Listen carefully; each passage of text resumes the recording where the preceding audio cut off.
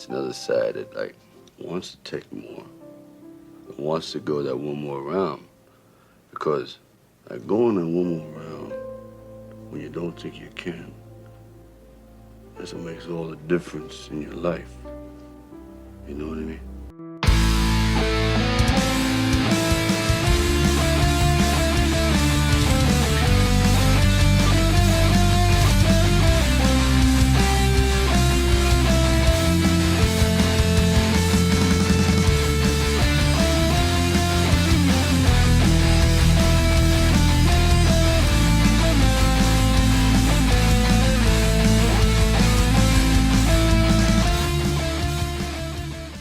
Welcome to another episode of One More Round of the Rocky Series podcast. I'm your host, Ryan, and together again, after a bit of a break, the three of us are back together again, and as it should be for the start of season 3 of One More Round, Rocky 3, we have Katie and Kyle. Katie, welcome back from your vacation. How did it go? Good. Just a quick little, just happened to be gone on this Sunday. But yeah, it was good. Thank you. I am very excited that Kyle is returning to Earth now from Mars. Temporarily, I'm upstairs right now. The lighting in the basement room, which I'm usually in, causes my camera to go red. It did spontaneously stop doing that the other day, but I don't have a lot of faith in it that will be a trend going forward. That's well, it was weird because last episode we had, of course, guest host Doug from the Rocky Minute Podcast, the number one podcast on our network. Doug, we love you, and you did an amazing job. He listens to every show. He truly is a great guy. Doug is like the nicest guy. He's just a sweetheart of a guy. He really is. I hate that one of us can't be here, but he's the first guy I message if one of us can't be here. I do want to commend you guys. It was a really good episode. I very much enjoyed it. Oh, thank you.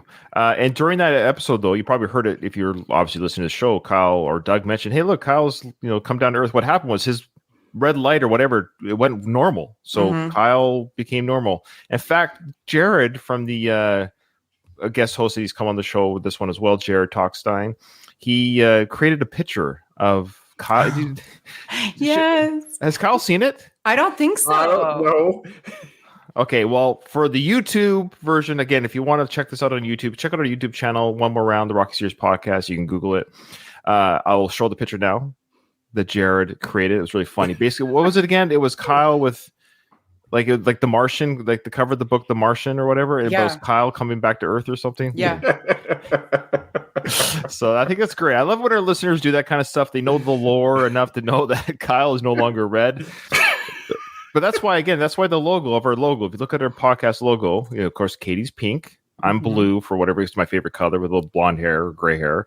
And there's Kyle with the glasses and the red face. That's because of his red camera. That's why it's red. Anyways. Well, how are you, Ryan? Oh, I'm doing fine. Settling into my new job and just learning, a lot to learn. The learning curve is high, but the stress is low, meaning I have a lot to learn, but I'm not put to the gun with the pressure, or you better figure this out, or you're, it's that's really nice. Like, what a comforting feeling. Also, is this your new podcasting room? Yes, this is the office. Office.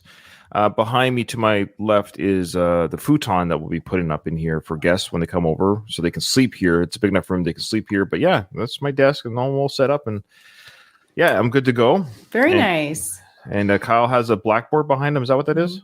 Yeah, it's in my kitchen. We have a chalkboard wall that the kids draw on and that we draw. Cool. Sorry, chalkboard. I should say blackboard. Well, that's okay. I kind of washed it before the podcast, but it still has those streaks. But no, I like it. I do too. It reminds me of being a kid in school. I remember having to do chalkboard duty. Pounding, clapping Yes, listeners, we are that old. We didn't have whiteboards when we were in grade school. Yeah, or like dry eraser boards. No. There's in my high school. There was a few rooms that had dry eraser boards. Kyle's a little younger. Yeah. He's a little younger than us, so he might have. Well, Katie and I are pretty close in age. Well, we're probably about like older brother, middle sister, younger brother, kind of probably. Matter of years, it can change things. It depends on the school, the budget, the district. Like, some schools might have had dry eraser boards when I was in school, but there was the rich private schools for all I know. I think I did have some in high school as well, Kyle, but What year yeah. did you graduate high school? Oh, yeah, 99. I was 2002. So there's- Oh, okay. Yeah. so you're my Years. older sister's age. Yeah. Okay, 99, and I was 93. Okay, so we're all within that kind of, yeah. I'm the old one. We know that. Okay. Well, we'd like You're to the welcome. screwed up middle child, Katie. I know, which is weird because I'm actually the youngest child. So I'm, That's right. Yeah. you know, and I'm a Leo. So apparently we like attention. You know, Really? Yeah, young Leos and the youngest child, they're sort of Sure. notorious for that. Sure. All right. Well, yeah. Well, you came to the wrong podcast if you're expecting any attention. You got to have an audience to have attention. No. Well, thank you so much for everyone who's joining us live or watches us on the Patreon page and who supports me on Patreon. I do appreciate it because it, as I've always said, it helps pay for the Last of the Action Heroes podcast feed. And I know I don't plug it very often. I should plug it more. I mean, you're listening to this via that network. You see all the shows that come on. I want to thank everyone that joins and listens to the variety of shows on there. The Rocky Minutes there, of course, my co-host from the Rambo podcast, Dom Matello. Dom, he's amazing. He's great. His Movie Thought podcast is fun. He's a great guy. And I'm really grateful for you guys. I'm just feeling nostalgic because here we are moving on to part 3, Rocky 3, season 3 of One More Round. This is where we get a little bit cartoonish, folks. The 80s is kicked in full throttle. Oh, Katie, speaking of which, you're excited because you like the 80s, but quickly, why don't you just plug your amazing podcast, please? You're so kind. No, Yeah, speaking of it, I do love the 80s Rockies and things 80s and 90s. So I have a podcast if anybody wants to check out nostalgic stuff, movies and TV shows and all that. It's called Retro Made, your pop culture rewind, and YouTube channel and wherever you listen to podcasts. We cover movies and I sprinkle in pop culture of the time. If you like that kind of thing, check it out. You do a great job, and I know I said this on the last podcast, but I don't think you're there. I'm just so proud of you. You're like, to see you spread your wings and do your own thing. And would you be doing a Retro Made podcast had I never invited you? No. That's what I thought. Probably. And so thanks a lot. But also, I do want to give you so much credit because you have a lot of shows and you're very professional and well spoken.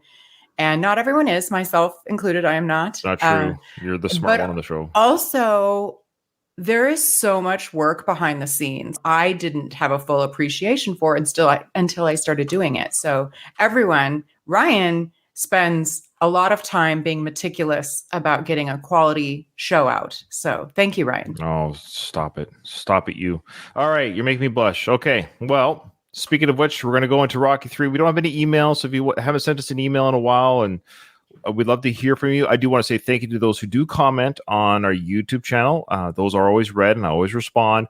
And our Facebook group as well. I always read those and I always respond. But I kind of keep it there to those social interactions on YouTube and on Facebook or Twitter. And I want to say thanks to those people who do listen and comment there. But the emails just have a different flavor. So if you want to send us an email, we'll read those on the air, of course, and voicemails as well. If you can send us a voice file, we'll play it on the air. That will work as well. We haven't had that happen yet. Who's going to be the first one? I sent one. That's not a podcaster or a podcast host. So it works, folks. If you have a smartphone, you just download a video app a voice app. It's called video record or voice record. It's very easy. You just literally talk into your phone like a voicemail, and then you hit share an email and off it goes. It's like a very small file in your email. It'll go to anyone. It's very easy to do. So try it out. And our email is in every show note. Okay. So we're talking about Rocky 3. Okay. As we all know, Rocky 3 came out in 1982. It was written, directed, and starred Sylvester Stallone, who also did the other previous Rocky movies. His second film of Rocky 2 was the first one he directed, and then he directed this one again. Continues the story. We have the addition, of course, of Mr. T playing Clubber Lang. And did you guys know how Mr. T was found? Contest for what are the door guys? Bouncers? Yeah, it's crazy. I tried to find a YouTube clip on it so I could show it on our channel here.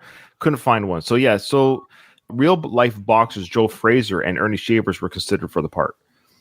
Which would have been kind of weird had Joe Frazier been given the part, considered he did an actual cameo in the first Rocky film.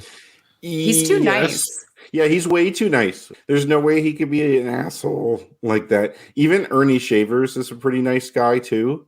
I'm glad they didn't cast either of those guys. I love how Stallone just got to get another black guy. It's like, I sort of assumed there are more black boxers than white boxers. Maybe. I don't know. In the heavyweight division at that time, for sure. There were white boxers who were competitive, for sure. But if you look at all the heavyweight champions in the 70s and the 80s, it was, I think, exclusively black guys. Even into the 90s. Like, it wasn't until like the 2000s and later. Like right now, the heavyweight champions are white, but black guys were definitely in the heavyweight division kind of more prominent. Yeah. There's this thing like the Great White Hope. Yeah. There's a movie, it's really obscure. It's called The Great White Hype. Is that a part of our boxing movie watch? Well, I shared the link with you guys, so you have access to it a while ago. But I didn't I'd have to memorize it. check. It's not that obscure. I thought it was. You didn't memorize it? Oh my god! No, it's not that obscure. But yes, I know what you're talking about. It's got Samuel L. Jackson, Jeff Goldblum in it. Yeah. Okay. Yeah. But definitely have to add that to our resume. That's gonna be a fun one to watch. Yeah. Okay. Mr. T was chosen after winning the competition called America's Best Bouncer. Rocky III was the first film in the franchise to be distributed by MGM/UA Entertainment Company following a merger with United Artists. So I guess MGM merged with UA at that point. So the first two Rockies were not MGM? Yeah, by the merger of MGM/UA. So I guess MGM merged with United Artists. Okay. Now, probably retroactively, we see. But when at that time, the merger. Yeah. Of course, when it was released in May of 82, mixed reviews from film critics, of course. Some praised the action scenes and the music, while others felt the screenplay was lacking and considered the film unnecessary. This is kind of where Kyle falls into it. Like, if he takes on his critic hat, he's mentioned that the sequels themselves are unnecessary, but I would argue films in general are unnecessary. Yeah. You're like, sure, like, we don't need a film to exist to live. I know what they're saying. They say the storyline could be resolved after the second, but we all want to see more. The reason I say that for the first film is I like the idea of it's a mystery what happens to Rocky at the end of that film. But the other films are a lot of fun. That's just like, it's not the end of the world. I'm not saying that the other films ruined the first film, but from like a purely artistic standpoint, the first film would have been just a little better if it was just on its own. I actually like Rocky 3 more than Rocky 4, for example. I like the idea of Rocky and Apollo becoming friends. I like the idea that you have to, like, he has to change his style. Like, I like it actually better than Rocky 2 as well. Oh, wow. There you go. Okay. All right. So over time, just like I was saying, over time, the movie has gained a strong following and garnered more positive retrospective reviews. It was a commercial success as well, grossing. Now, at the time, it grossed $270 million worldwide. At that time, the average movie ticket was $3 a ticket. Thus, they sold 90 million tickets. If that movie was released today, it would garner $720 million in ticket sales. The average price of a ticket for $10. Thus, to get that same amount, it would be 72 million tickets sold. So if it was released today with the same amount of tickets sold, that's where I'm going with this. Sorry. So the same amount of tickets were sold today, it would be close to $1 billion. Mm-hmm. That's how successful this movie is. There, does that make sense? So I had to figure out adjust for inflation. That's right. So not only just for inflation, but because ticket prices have gone up so high, the sales are down a little bit. So yes, it would have made $720 million just strictly money wise. However, they sold 90 million. So 90 million people saw, or whether it's once or twice. So 90 million tickets were sold approximately in 1982. That same amount today would be over $900 million in ticket sales. Are you also saying that the average ticket price today is $10? Because that's the average. Like, I know low. Kyle said the same thing. Well, yes and no. It depends. Like, you got to remember the coastal cities, they're a little bit higher than middle America. So that's the average across America. I mean, I don't live on the coast, and I think a ticket is like $16. Let's say $13 then. Yeah. So anyway. This is just the research I did. It said $10 was the average ticket across. Interesting. The US. Okay. But anyway, so there you go. That is a little bit of how successful this movie. Either way, this movie was a success by all stretches of imagination, and probably not that expensive to make even today's money or back then money. It was fairly cheap to make. No CGI, no special effects, just in a ring. Most of the money probably went to Sly's pay.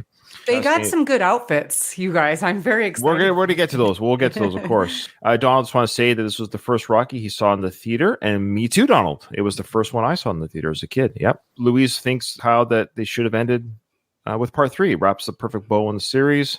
Good insight there from the listeners. Little trilogy. Yeah, Rocky Four actually doesn't serve a purpose at all. It's my favorite. I could rewatch that all day, every day. I love it so much. And we said it before, we'll say it again. Rocky Four. When everyone says, "What's your favorite Rocky film?" 95% of the conversation is between 4 and 1. Now, it's almost split 50-50 too. Mm-hmm, 4 and 1 are 90 to 95% of the people's choices. There's a few outliers, like Kyle saying 3 or 2. There's even the odd person who says part 5. I kid you not, and they mean it. So no, I'm not even joking. I've met those people. I think it very much depends on which movie you saw, like growing up. The first one is amazing, but as a kid, I thought it was boring. It was boring as a kid, absolutely. Yeah, absolutely. We're going to start the film. So today's episode will probably most likely just be the intro. Obviously, the montage. There'll be a lot of talk. We'll go as far as we can go, but I think the intro would be the nice little, the split screens, the montage intro. We're not going to do the recap of the fight. It's pointless. We've done this before. There's no point in recapping the fight, even though it's done in the film. We'll just get right to when the transition between, he wins to the Eye of the Tiger song kicks in. So I want to talk about the Eye of the Tiger really quickly here. Eye of the Tiger is a song by the American rock band Survivor. It was released as a single from their third album with the same name and became famous as the theme song for the 1982 movie Rocky III. The song was written by guitarist Frankie Sullivan and keyboardist Jim Petterick. Now, do you guys recall which song Stallone originally wanted but got denied? Was it the Queen song? Which song? We Are the Champions? Nope. Or Another One Bites the Dust? Yes. You know what we need to do? We need to somehow get Another One Bites the Dust overlay music over top of that to see how that fits. I could see Another One Bites the Dust for when Rocky's knocking out all those people in the beginning. Mm-hmm. But then, the rest of the film, Another One Bites the Dust doesn't make any sense. Agreed. So, that's probably a good call that didn't work out. But this is the first time we're hearing music in the Rocky films that's not by Bill Conti or not made for the film. It's an outside source. Sort of. Don't forget Frank Stallone's Take It Back. Do. Yeah. Did that pre-exist the film, or did he do it for the film, though? He did that song for the album. It was on the original soundtrack. Yeah, okay. I'm not counting that. He did. Trust me, nobody should count anything Frank Stallone does. Okay. Now, the version that we hear in the film, folks, is actually the demo version because it includes tiger growls not found in the album version. Oh. I didn't realize there were tiger growls. I don't think I did either. Eye of the Tiger became a huge hit. Now, how big? And this is surprising to me how big this song really was. I know it was a big song, but it was a big song. So Eye of the Tiger became a huge hit in 82, receiving a lot of airplay on MTV and radio stations worldwide. It reached number 1 on the Billboard Hot 100 chart in the United States. It stayed there for 6 weeks in a row, making it Survivor's only song to the top of the chart. It was the second best-selling single of 82, just behind, do you want to have one to guess? Rachel Maid, the host? 82, it was just behind... No, I don't know. There's so many. Sure. I don't mean to put you on the spot, but is it a Queen song? No. Oh, okay. Yeah, who sings it, or would that give it away? Well, I'll say the person's name, but you'll guess it. Olivia Newton-John. Oh, what is the workout one? Yes, that's right. Let's get physical. I wanna get. That physical. Was the number 1 song. Is that weird? That song was number 1. It is odd.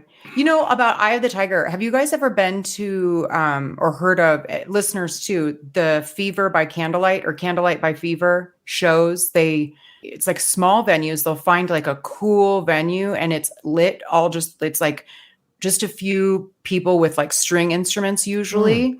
They'll have Taylor Swift ones or Queen or, classic rock on strings. And nice. They're really cool. They're really reasonably priced too. Eye of the Tiger was part of they probably had 10 songs and they were all really big rock songs, and Eye of the Tiger was one of them. It was really good. I don't really have a life, so that could exist where I am, and I just am not aware of it.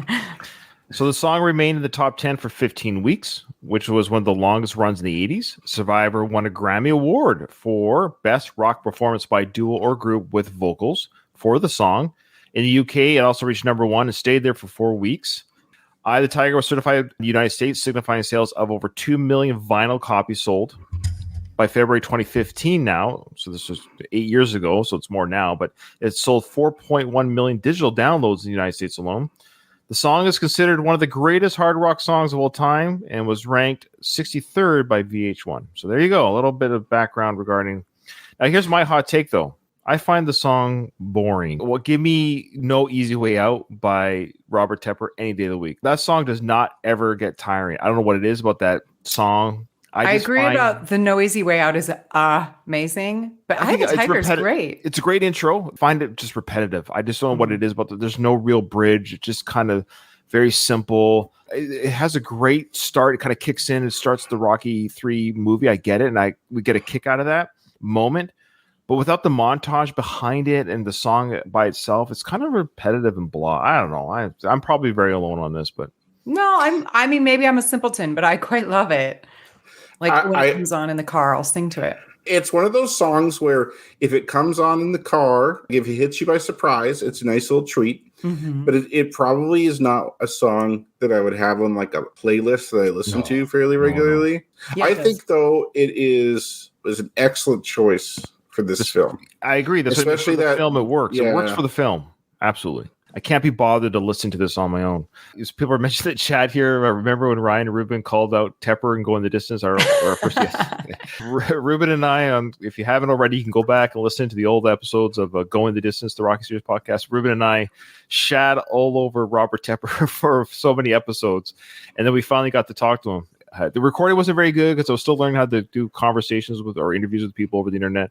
We actually told them that we could bury the hatchet. They didn't know what we're talking about.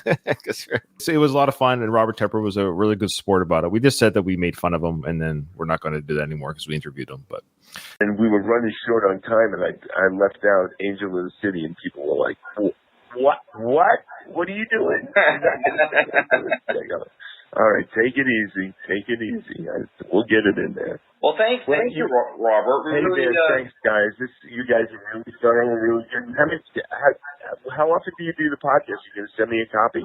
Yeah. We'll send you the link when this episode comes out. And I want to say, for open disclosure, we've had a running joke. We pretend to be mad at you for I'm glad you like it. So it's been an ongoing joke through our Rocky IV coverage where you interrupt our show with your music. Okay. Where we say that you made Rocky IV and not Stallone and things like that. We just want to let you know that it's all good fun, and so a lot of our listeners have been looking forward to this episode of you coming on. You've been nothing but gracious and kind and open with your stories, and we appreciate that. Well, thank you so much, and if you ever need me to do any IDs or do some verbal interruptions, I will. If I think of something funny. That'd be awesome. I would love that. Thank you so much, Robert. That'd be great. Okay, guys. Thank you so much, man. Thank you, Robert. Cheers. Thank you. Bye-bye. Bye.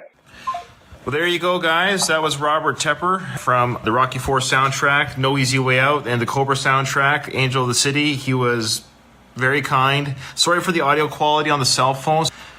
Again, Mr. Tepper, thank you so much for your time. You were gracious, and it looks like we buried the hatchet, Ruben. Have we though? Yeah. Looks like Robert has been kind and gracious to us. We're at the bury our Robert Tepper hatchet. He didn't lose his Tepper on us. He didn't. So Robert, good luck with all your future stuff. And again, I just want to reiterate how influential that song has been in people's lives. You can't watch Rocky IV without getting excited for that Lamborghini Countach scene when he revs up the engine, the drum beat kicks in, and Robert Tepper's voice screams. It's just, I don't know. Ruben, any closing thoughts before we close? Ding, ding. Anyways, he's a great guy. Yeah, I told him that. And, I would have not said anything. I would be like, yeah, we think you're awesome. I forget what kind of the jokes were about, but we just kind of always say that Robert Tepper, ruins our podcast, and he would or skip out on interviews or something like that. We just kind of made fun of him and his hair. His hair. I can't even picture what he looks like. Yeah, he's a great guy. He's all clean cut now, and he's not older. I guess he's 60 now, 60 something now. But yeah, for the sake of copyright and YouTube release, of course, iTiger will be blocked right away. So there you go. So, but I do want to play just a little bit of the transition, just a little bit. Hopefully, it doesn't get claimed because it doesn't take long to get claimed. I like the transition between the original outro music of Fight, and it kind of kicks into that, it's the final round, whatever music by Bill Conti, and it kind of kicks into that modern era music, which I think is part of the reason why they did that. Was to show we're now into a modern age from 79 to 82. Mm-hmm.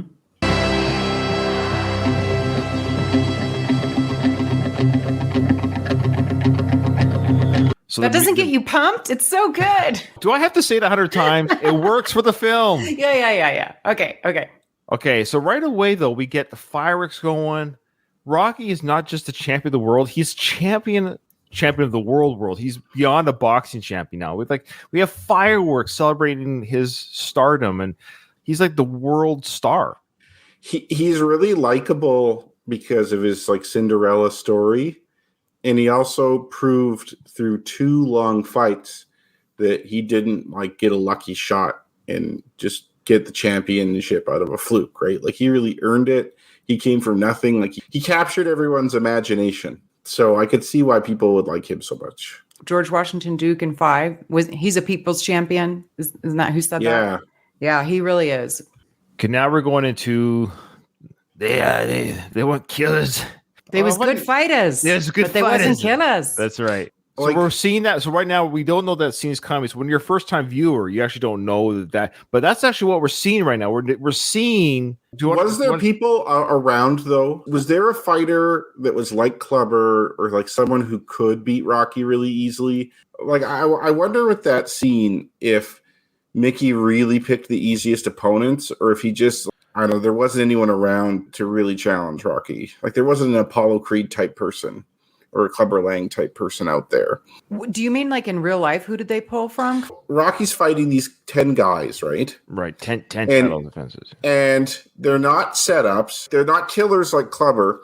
Was there someone like Clubber, someone else like Clubber that was out there that they ducked? I think within the movie universe, I think we're just led to believe whatever the navigation Mickey did, it just steered clear away from either people, specifically Clubber, because Mickey knew Clubber. We'll see that later, but also just anyone like him. But Clubber was the only one who had the balls to call him out on it, maybe. Yeah. Good call.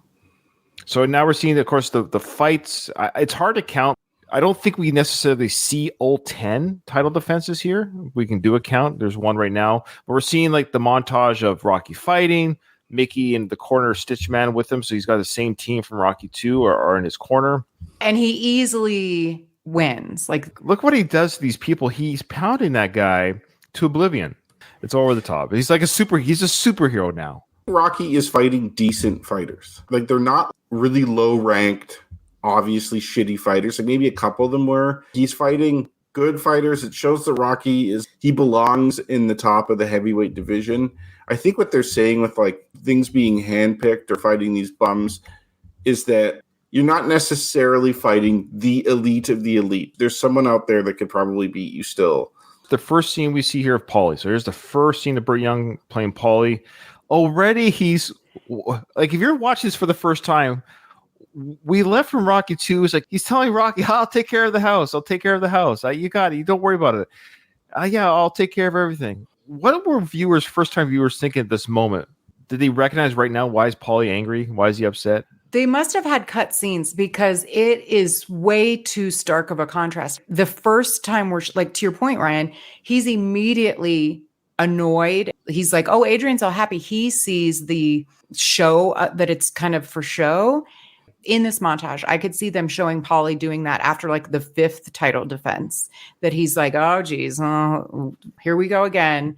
And then after the montage, the scene that we get about Paulie's really got a huge chip on his shoulder.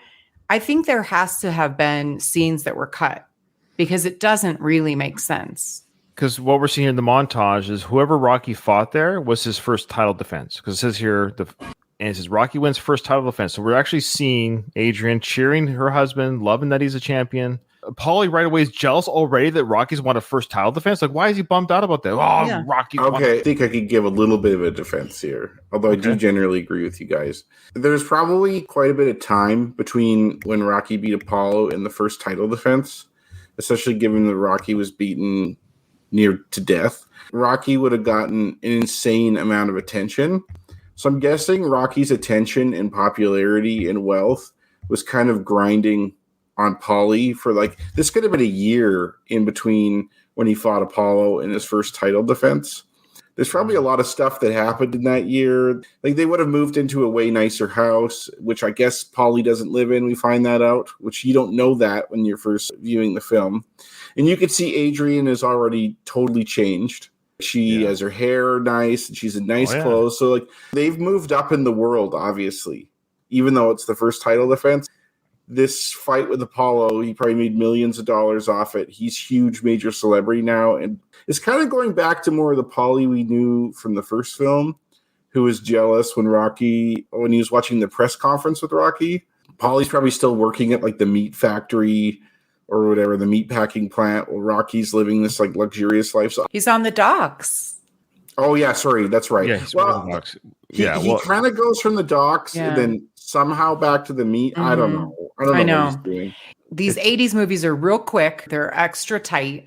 There had to have been a deleted scene because otherwise it just seems more obvious to show him doing that after like maybe the third fight of the montage or something. Yeah, like I could never see Paulie clapping like Adrian. You could maybe see him like having a good time, like having a drink. But he in his did when he hand won the belt, though. When he originally won the belt, he was crying and hugging Adrian. He was ecstatic. Well, now he's like 6 months later, he's so pissed off that. Yeah, I think Rocky's rise to fame made him jealous. Yeah, that's my guess. So the next fight that we see here is the tonight on closed circuit, which means officially what that means. I understand it now. Closed circuit is they would show this fight like pay-per-view in bars and what have you, pool halls, bars. You could. I don't know if you could get it at home per se. No, back then. I think you'd have to go to a bar. Bar, yeah, that's right. And Music Hall Radio City, it only holds 6,000 people. So I find it odd that Rocky's doing a title defense at wouldn't that be a small venue for a world championship fight?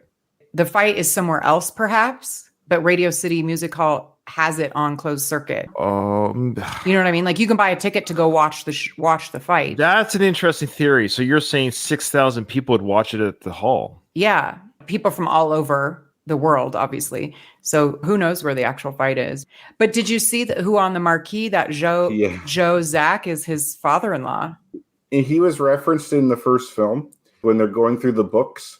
And, and he's like, Joe Zack's a good prospect. That's right. Good enough prospect that he indeed is fighting Rocky. That's a good callback. That's right. But he wasn't a ranked contender back then, though. He was just a prospect back then because like, he wasn't considered originally to fight Apollo. So there's Joe Zack there, who does not look like anything like his father-in-law. No. They took some liberties. So, because for our listeners, Joe Zack, the character in the film, was black, but Sly at the time was married to Sasha Zack. She'll have a cameo later on in this film.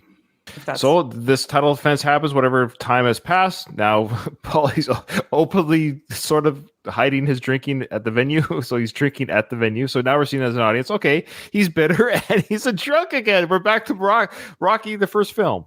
And it's not like they don't serve alcohol there, but he's like, that's not good enough. Yeah. I can't have a beer. No, I have to drink spirit straight out of the bottle.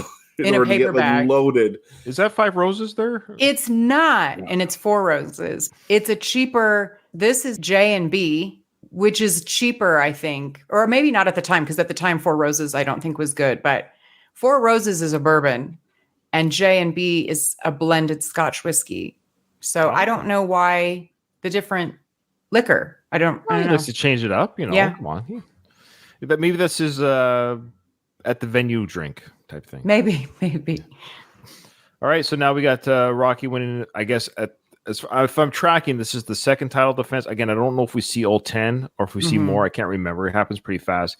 I love how he's holding up Mickey. Poor Mickey. This was probably the start of his heart attack moment here when Rocky's carrying him out of the ring. It probably wasn't good for old Mickey's heart here. On that point, I feel like there was actually a scene in Rocky 2 where we're shown Mickey being really out of breath at one of the fights, probably the final fight sometime. It was almost like they started to show it even in Rocky 2. Oh, well, let's go back and do that season again and we'll see. So what's the seating capacity, Kyle? If you don't mind looking that up while we play this for the seating capacity of Caesar's Palace. But I like your theory there, Katie. That's the only thing I can think of because they did show closed circuit at that music hall. Why would they show that? You're right. Maybe it's playing there. Okay, fair enough. Okay, now we're at Caesar's Palace. He's fighting, I think, now his third opponent. It's 19,500 for boxing. Oh, there you go. So it's legit. Okay, there you go. So he's fighting Caesar's Palace, and now this is our first shot of Clubber in the audience. And of course, audiences would have known already via the trailers, whatever, that Mr. T is the antagonist in this film. So we can see him now in the crowd watching the fight as you would watching what you would hope as a future contender So the person he's fighting, no, we don't know the name of this individual he's fighting right now. We got. Big Yank Ball. Oh, it is now. Is that like a porno name or something? I think so. So he's fighting Big Yank Ball right now. That's right. Well, why would they name him this? I don't. Come on. There's not even in parentheses. Like the Big's not in parentheses. Is his name Yank? Is his last name Ball, which is a real last name? Ball is the last name. Mhm. Lucille Ball, for example. So that's a real last name. But Big Yank, they must have known what they were doing. They're not consistent with what needs to be in quotations and what doesn't. Yeah, fair enough. All right. So Big Yank Ball was the number one contender. Which is funny because imagine if Big Yank won, would Clubber then be like, all right, now I gotta pity this fool because I'm gonna take what he's got. Where does it say he's number one? Did I miss that? Another title fight. Well, you don't have to be number one contender to have a title fight. Oh, okay. Well, what do I know? You could fight a lower ranked contender, like fifth Okay. or something like that. But the point is, if Big Yank won, then all of a sudden Clubber's energy would have to be focused on the new champion. It's just funny. There's an alternate universe where one of these people could have beaten Rocky, Mhm. and in that alternate universe, Clubber would just been. Then they still could have had the retirement statue for Rocky, even though he wasn't champion anymore. Would Clubber still gonna? Hey, woman, I know your man isn't the champion anymore, but I still have the speech I wanted to share. Ryan, I gotta say that's actually your best impression yet. That was the best one so far. Oh, now you're going to be in my head. I can't do it anymore. It's over. I was Well, actually. It was pretty good. I didn't.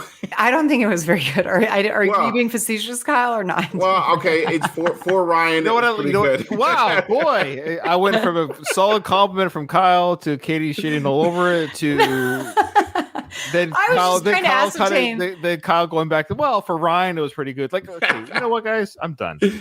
All right. I We did. love you, Ryan. I was hoping that you would have greeted me this morning with, "Hey, woman." Oh, we should have. When we get to that episode, Yeah. we'll treat you accordingly as Clever would treat you. Now, he punches this Big Yank Ball and he flies in the air. Kyle, you've watched a lot of box matches. Has anyone ever left the canvas both feet in the air from a punch that you're aware of?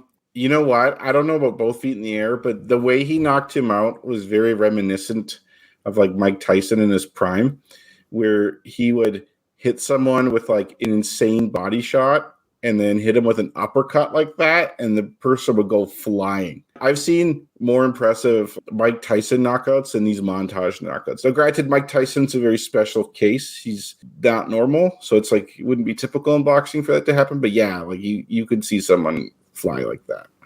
Now, when the guy flew up in the air, when Big Yank Ball went up in the air, Clubber stood up at the same time. Now, did he stand up in anger or actual like, oh, wow, Rocky is powerful? Because he just stands up like, oh. It seemed like he was almost angry that Rocky was powerful, if that makes sense. I think he's disgusted. That's like the look I get from his face is like disgust. Like this is By bullshit. what? By what? Well, though? I think Clubber has a huge ego. So he's convinced he's the man. And he does not respect Rocky at all. He knows he's better than Rocky, and he for sure does not respect Rocky's opponents. When he sees Rocky knock this guy out, he's like, this is crap. Like, I'd be able to destroy this guy. Like, He this. sees that it's a sham. Like he's like, these are setups. Like he's like pissed now. That's like, what I have I'm to thinking. keep watching. Yeah. Are the only people who know these are handpicked, so to speak, are Mickey, Adrian, and Clubber? Is anyone writing in the boxing reports that Rocky is not like, you know what I mean? It seems like Rocky's wholly unaware this is happening until Yeah. Clubber's statue visit. So I find it interesting that Clubber seems to understand these are handpicked or these aren't real fighters. So he calls out Rocky for being a paper champion, but none of the people that report the sport called Rocky out of it that he would have read. Is there someone else other than Clubber around that Rocky could be fighting that is higher caliber? And would Clubber run into that guy in his ascent to the top? Because it seems like Clubber's knocking out people very easily As on his rise. Yeah. Yeah. Right. So like I'm wondering if this is almost kind of like a Mason Dixon type of situation where you're at the top of the division and the division sucks. You're not fighting anyone that's good because they're not there. Yeah, But I'm then just Mickey confused. seems to think they're handpicked for Rocky's safety. So it's like one of those things that's like a very weird gray area. in That's this right, because movie. we see Clubber. Yeah, we're led to believe that Clubber's rise was legit, and he's fighting all these hardcore out of prison type characters. And Rocky seems to be fighting people who just started boxing, and they're going to have to eventually meet. But yeah, how's that possible that Rocky couldn't? That none of his fighters are good, but all Clubbers were legit fighters. Why do you think Clubbers were Because that's really how he good. acts. That's what he's saying. Oh. I'm the one that clawed my way to the top. I had to fight monsters in the ring type mentality. I'm the one that had to I had no real nothing. I had to do this and they're like. So yeah, Clubbers seems to be the typical I am entitled to this that you have, and you're there, and you're defending your champion, but your paper champion, everything's being spoon fed to you. But everyone I'm fighting to get to you to be the contender that you need to fight have been real fights. But that's what Kyle's saying is who's the real fighters if both these guys are beating everyone easily? I personally don't think there is anyone. I'm just going to assume there isn't. Yeah, I did not assume that the people that Clubber was fighting were any better than the people that Rocky were fighting. Was just fighting. by the way he talks about how Rocky defends himself against. These are still contenders. Like Big Yank Ball was a contender. These are real contenders. Like Kyle was saying, it doesn't have to be the number 1 contender, but there's no way they're number 30.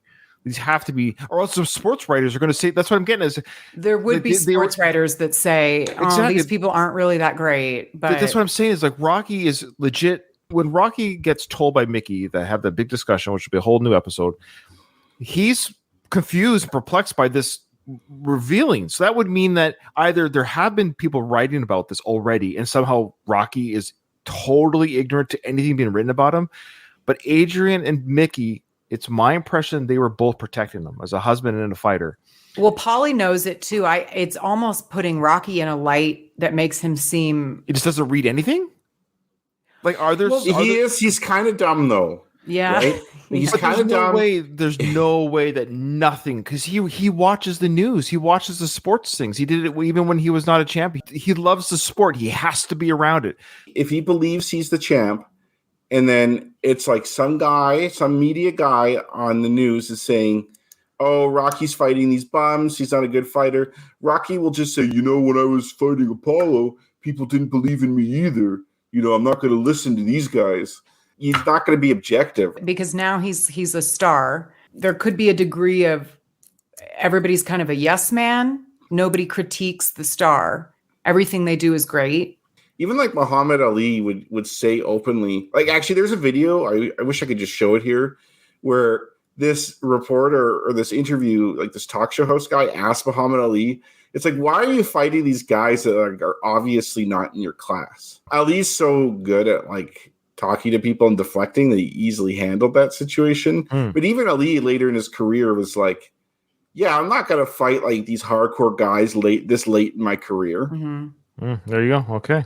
Joe Louis, who was one of the greatest boxers of all time, he used to have this thing which people called Bum of the Month tour, where he would fight once a month against people who are complete shit, and he would knock them out.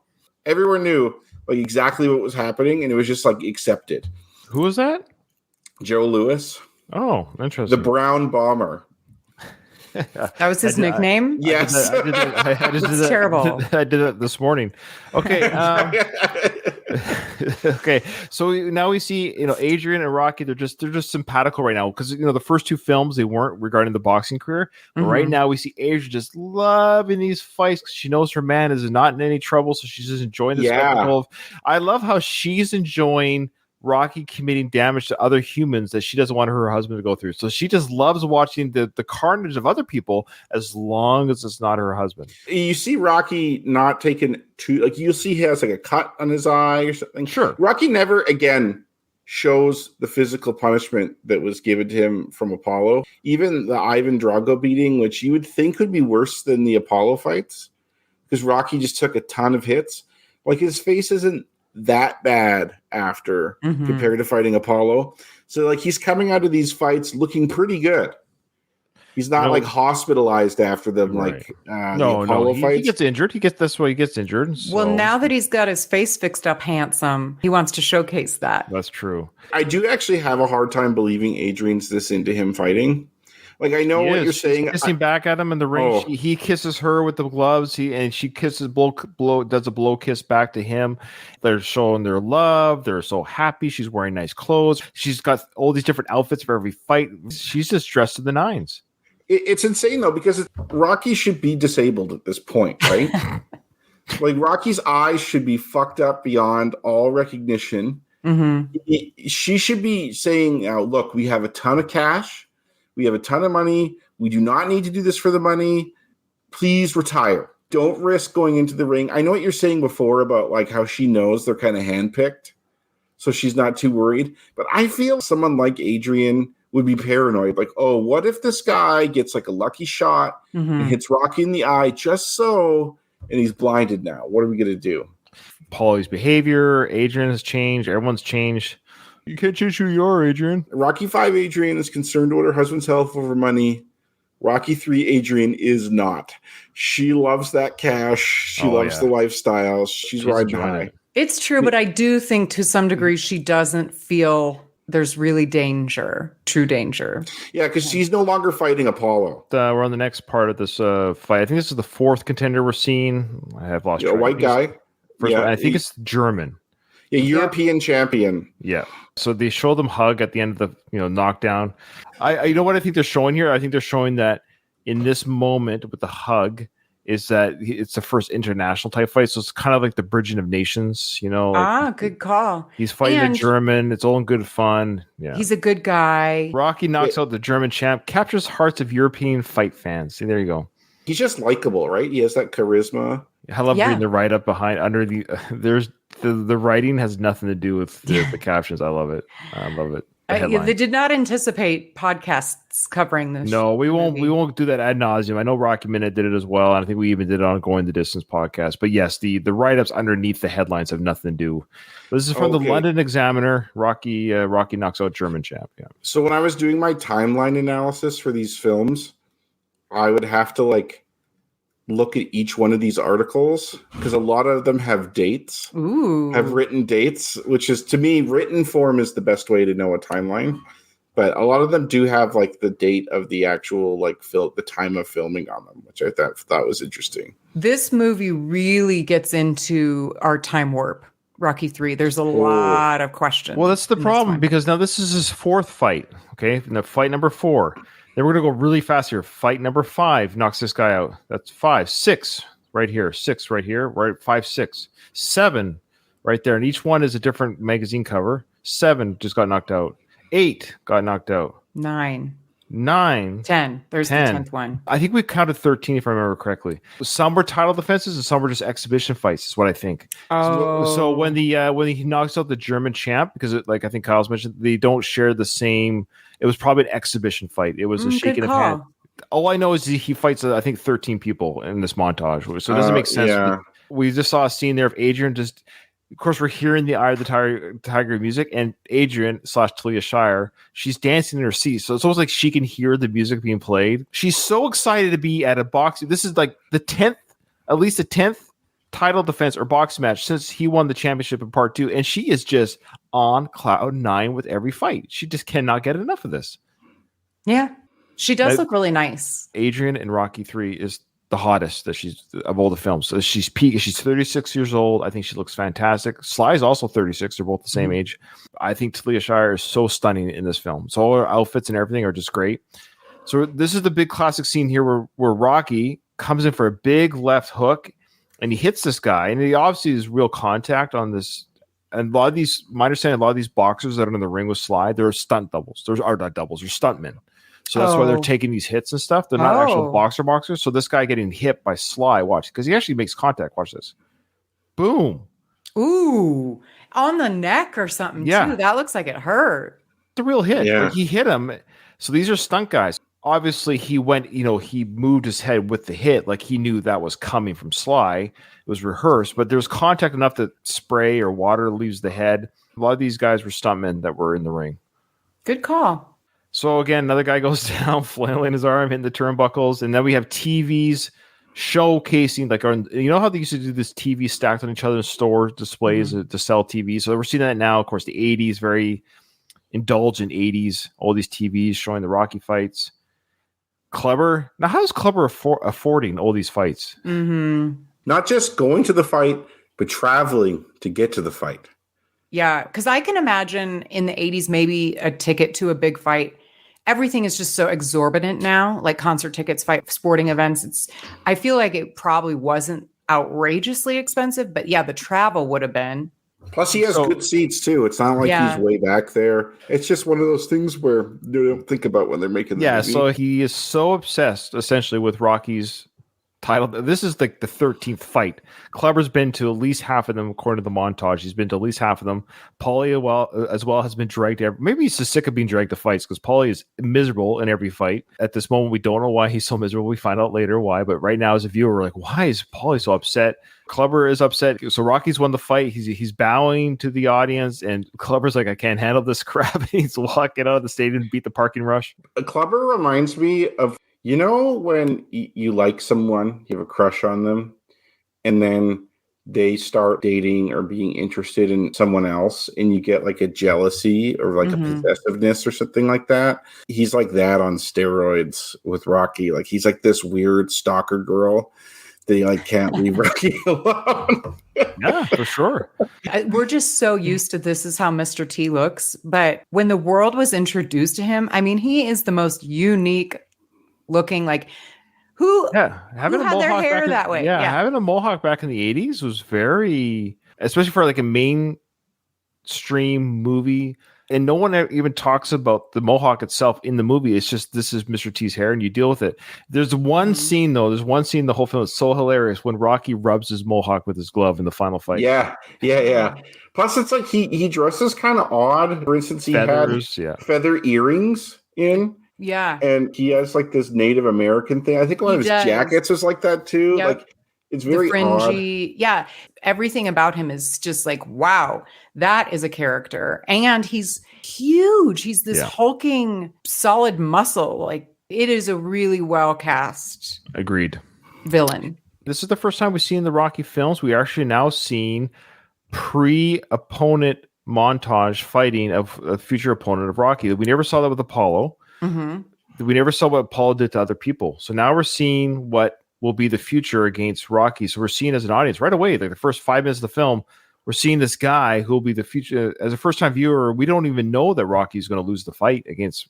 I remember when I first saw this film as a kid, I remember thinking, what, he's fighting him already? It didn't even occur to me that he could lose. This is interesting to the audience right now, seeing the kind of the damage that Clubber is doing. So guy's hanging on the ropes, Kyle, and he's got his arm over the rope. Are you allowed to keep punching him while he's hanging on the rope? Okay. You know what? I don't think so. Being punched while you're going down, if you're leaning against the rope and you're kind of crouched down, you could for sure keep punching someone. For example, there's an interesting video. Tommy Morrison, who is Rocky related, he got hit by this guy and knocked out, but his arm got stuck in the rope. Oh. And so he wasn't falling like he should. Like, you know, if you get knocked out, you fall around and you can't get hit anymore. But his arm got stuck in the rope. So he's like kind of half conscious, stuck in there standing up.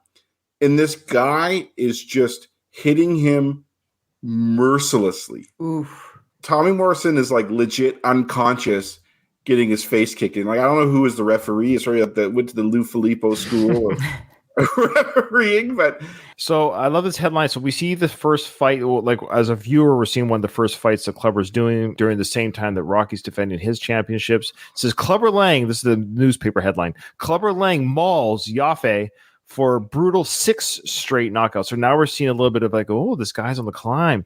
This Clubber Lang is on the climb. It's brutal. I love how it's the brutal knockout. Both Clubber and Rocky just win fights by knockout. Like every single person you see Rocky fight, he knocks out. So Rocky's never won a boxing match on points for being a skilled boxer. Like he relies on he loses that way. Sure. He relies on being able to knock someone unconscious. And so now we see Clubber Lang. He's winning all his fights by KO also. Of course. So here's a little bit of the write-up underneath the headline. They had no idea. Many persons feel at this stage that some legal action is forthcoming, but now it becomes common knowledge that there is pressure from the inside, which will materially change the aspect of the blow. This is so funny. They had nothing to do with the Clubber Lang. I love it. These poor people, these prop department people were just swapped the headline. That's hilarious. Yeah, that's what I do, because it's like, oh, it's going to be on the screen for 2 seconds. No one can read it. Yep. Little did they know. Oh, it comes in nice and clear here. There you go. So, here's another one. Oof. Now, that's not legal, what he just did there. For our listening audience, guy was trying to get up. He got knocked down to his knee and tried to get up again. And Clubber knocks him down while he's trying to get up, which was actually what happened to Adonis Creed from Victor Drago in Creed 2. That was an illegal hit. That's the only reason why Adonis didn't lose the belt is because it was a disqualification. So theoretically, Clubber should have been disqualified there. Good point. 100%. And then he manhandles the ref after this. The judges probably let him win just so they wouldn't get beat up in the parking lot or whatever. Well, the previous fight, he's shown pushing the ref away too, because the ref's trying to step in some way. So this is the start of something new in Rocky, something that has never been done yet. The whorish product placement that will occur in this and the next film. Rocky 3 is brought to you by Nike, and Rocky 4 is brought to you by Adidas. Yes, and Hugo Boss to a lesser extent. Yeah. And not just Nike. Now we have a credit card commercial, which is American Express. We're seeing now that Rocky from the second film, remember when he couldn't read the dummy cards? Now he's able to spout off commercials. He's not only fixed up his face real nice, but his brain has had surgery as well. His brain has now been, now able to read and write, apparently. He's been practicing reading. He was practicing with Adrian, reading those books, and time has gone by. This could be years after Rocky 2. He's probably also working with a producer that's not a prick. So all those things coming together, he probably worked really hard to be able to read on that commercial. But yeah, he became civilized. He's got. Is this the last of his real hair? I don't know. Maybe. Well, probably 4 too, because it's his real hair in 4, I think. Okay. You can see where it might be lighting up a little bit. You can kind of even see it here. He's poofing it out and he's fluffing it out, but you can see, All right, so he's got his American Express card out. This American Express card commercial. He's reading very well. While he's doing commercials, Clubber's just chewing through the competition. Clubber Lang now ranked 8th, and it shows a concerned look of Mickey. Mickey's now also watching the rise of Clubber, so he's aware. And then we see another quick scene here of him just manhandling this poor guy into the corner. Look at this. It's effective because we're like, this guy is a killer. There was a comment before from Louise, I think, and we've talked about it before, but Clubber Lang is George Foreman. In this, George Foreman's rise was like this. He knocked out everybody. Right? Ernie Shavers is known as the most powerful puncher, but George Foreman is right up there. Even when George Foreman came back in his 40s, Evander Holyfield, when he hit him in the face when they fought, said, I actually believed that he knocked all my teeth out. Oh, wow. And that's when Foreman punched him way, way past his prime. Foreman was devastating. No one could beat him. Rocky's now part of some sort of telethon. They always have celebrities come on who do a little bit of a spot over the 12-hour, whatever, 24-hour donation thing. And we got 4 or 5 phones there. All these ladies are working the phones, taking donations. And this poor girl behind Rocky, she looked really sad and awkward.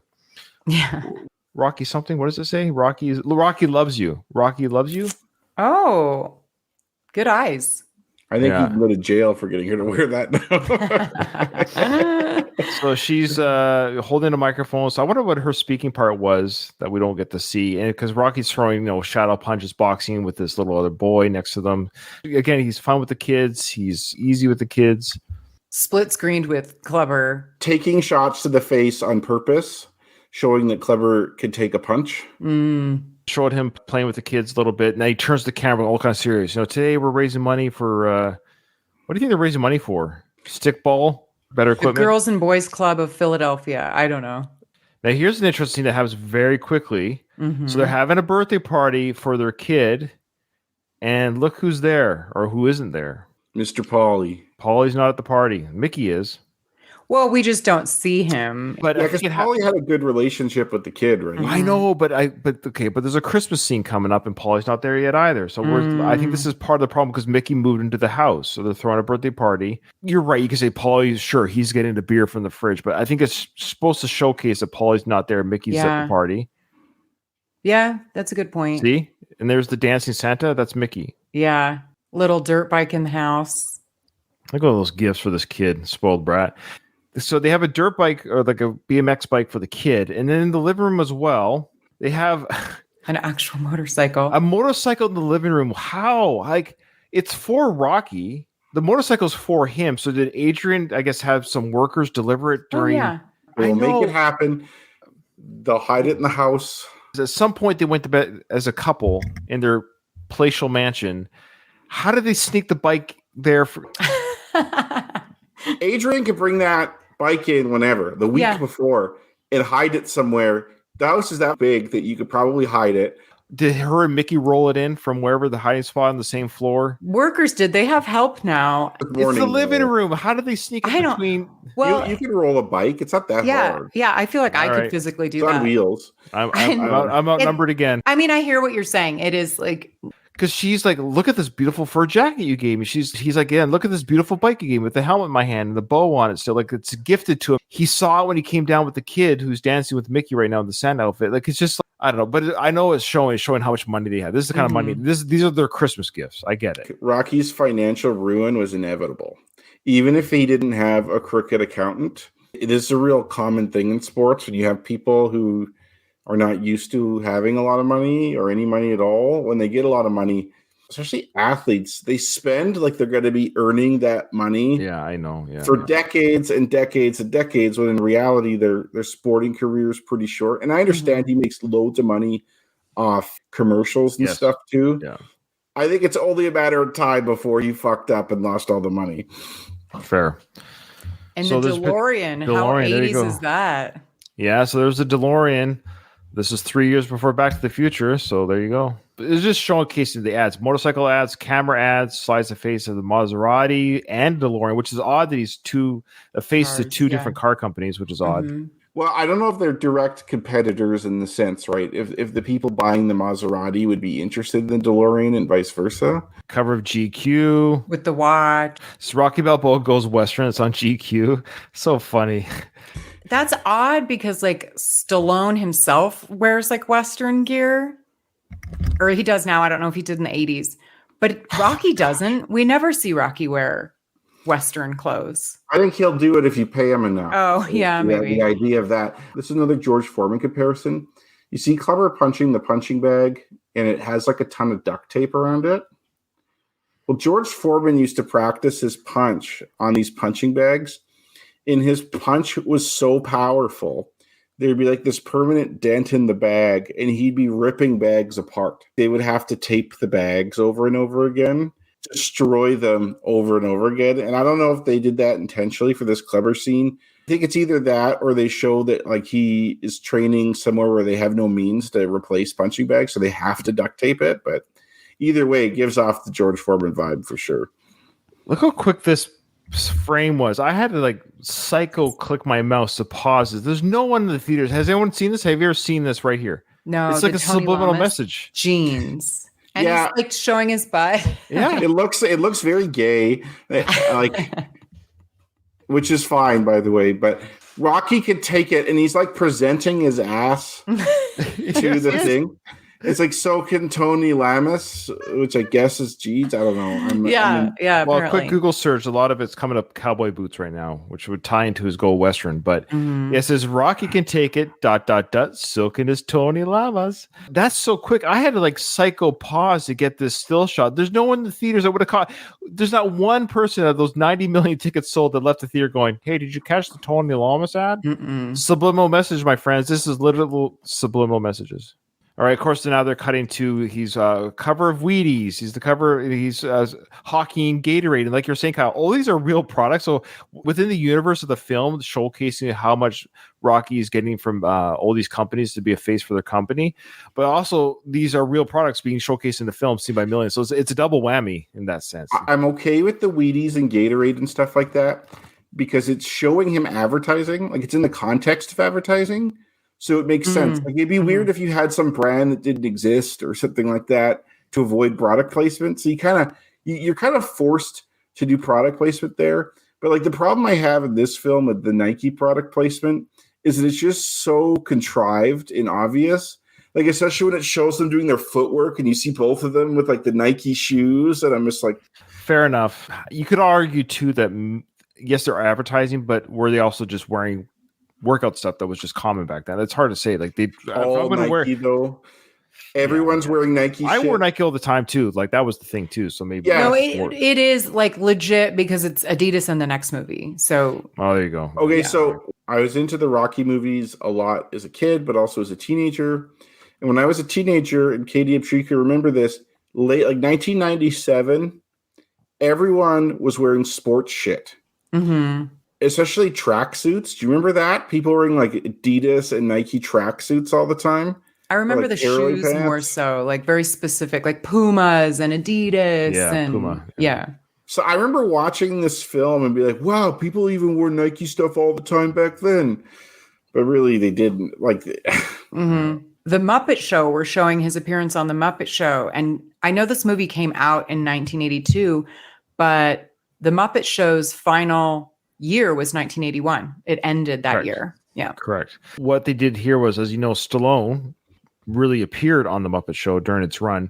What they did is they had the voice of Kermit the Frog, Frank Oz, I believe it's who does the voice, redo the voice work to say Rocky Balboa instead of Sylvester Stallone. That's all it was. So the That's cool, the images you see here of Sly with the Muppets is his real appearance on. That's the actual appearance of the Muppet Show. So he appeared as himself on the Muppet Show. They then just refurbished it for the Rocky film. That's Rocky on the that was an actual skit from the show. And he was Budweiser beer. He was the man or the face of every major product. It's almost too much. It's crazy. Yeah. Like, is that like it's 20 different products? And they even created a like granola bar or power bar for him called the Rocky Crunch. how did he not cheat on Adrian at this time? I know. Like, women would be throwing themselves at him nonstop. Like, I'm thinking of that because he's signing all these autographs here. Yep. Well, that's why we love him so much, because he could have. Oh, and yeah. there he's with Bob Hope. I don't know who the other guy is. That's Gerald Ford. Is it? Oh, Yeah. So Rocky is now Forrest Gump. Is that relatively like Yeah. he's through the? oh my God. He's I like- can't believe I didn't know that was true. Rocky went to the White House again. President of the United States again. Oh, and that's Jimmy Carter, isn't it? Yes, That's right. Okay. that's right. But look how young Sly looks there. What the? Look at his face. Yeah, there. he's That thinking. looks like a Paradise Alley Sly Yeah. meeting. Look at the hair. That's not even his hair now. That's like 1976 Yeah. Sly or 72 Sly. That's really that I've never caught that. That's so funny. You gotta get a haircut before you meet the president.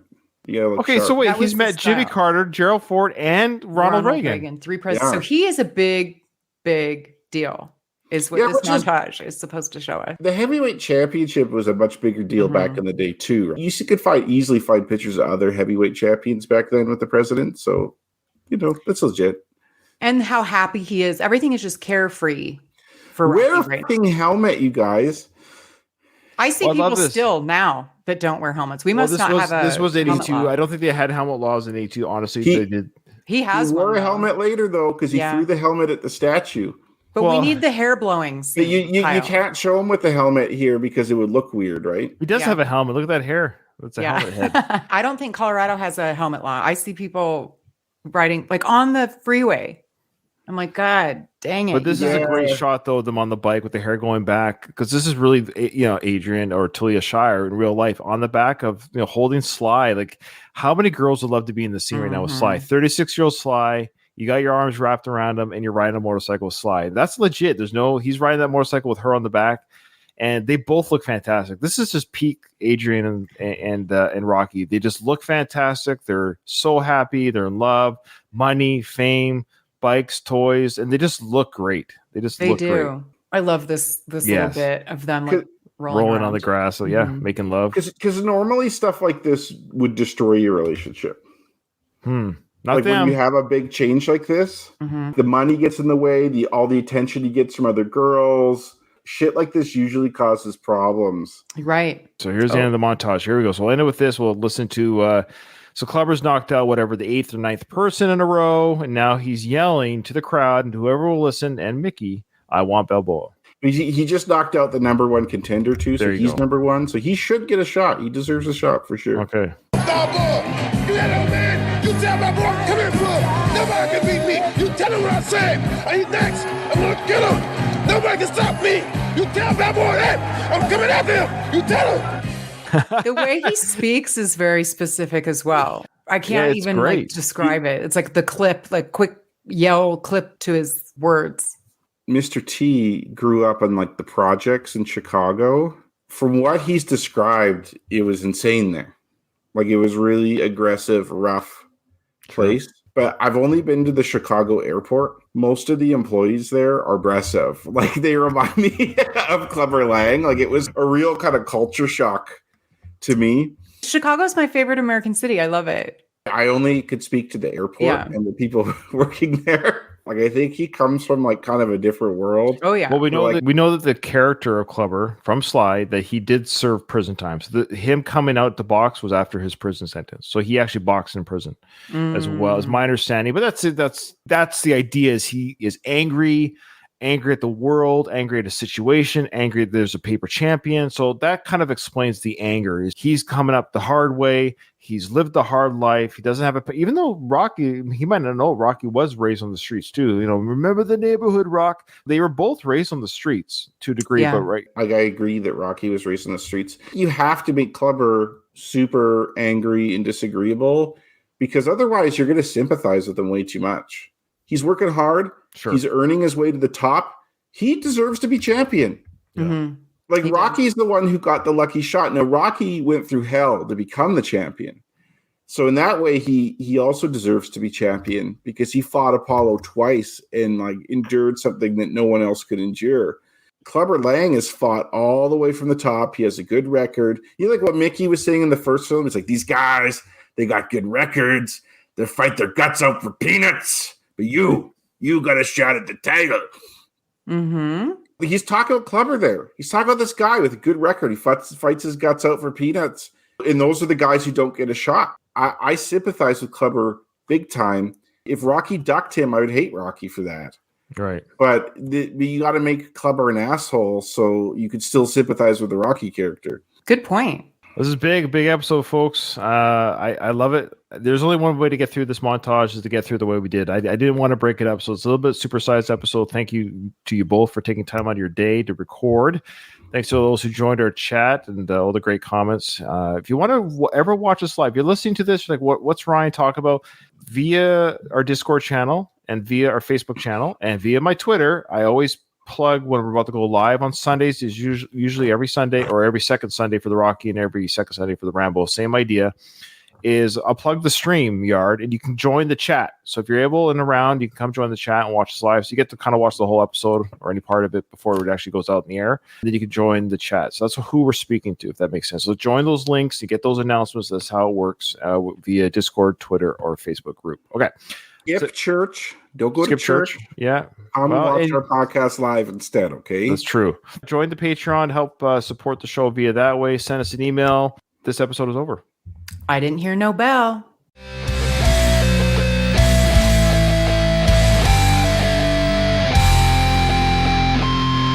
I just want to